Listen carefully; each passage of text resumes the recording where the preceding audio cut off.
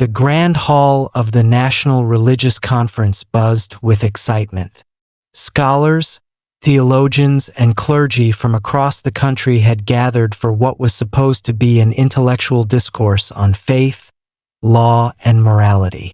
However, no one expected the debate between Father Michael Donovan and Karoline Leavitt to become the highlight of the event.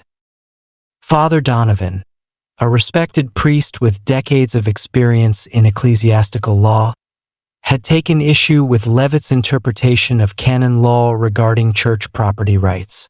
He believed that her modern approach threatened traditional religious authority and was determined to disprove her. As he stepped onto the stage, Father Donovan carried himself with the confidence of a man who had spent his life immersed in sacred texts and church doctrine. He laid out his arguments eloquently, citing centuries-old papal decrees and ecclesiastical precedents. Many in the audience nodded in agreement, expecting a swift victory for the seasoned priest. But when Karoline Leavitt took the podium, the atmosphere shifted. With poise and precision, she countered each of Father Donovan's points, citing updated Vatican rulings, historical context, and legal precedents that many had overlooked. She seamlessly connected canon law with contemporary legal principles, demonstrating how church governance had always evolved alongside societal changes. As she spoke, murmurs filled the room. Some clergy exchanged concerned glances. Others took furious notes. Father Donovan, visibly unsettled, attempted to interrupt her, but she held firm. Her knowledge was not only vast but also razor-sharp. Then came the decisive moment.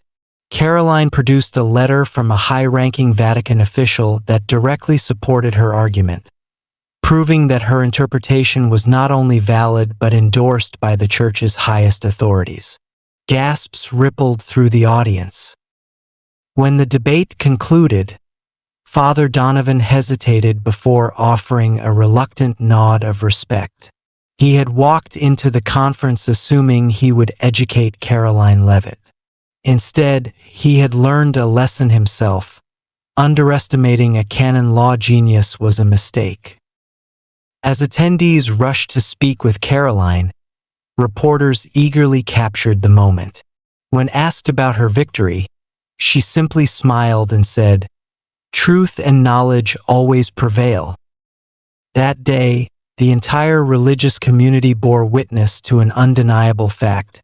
Karoline Leavitt was not just a legal expert. She was a force to be reckoned with in the realm of canon law.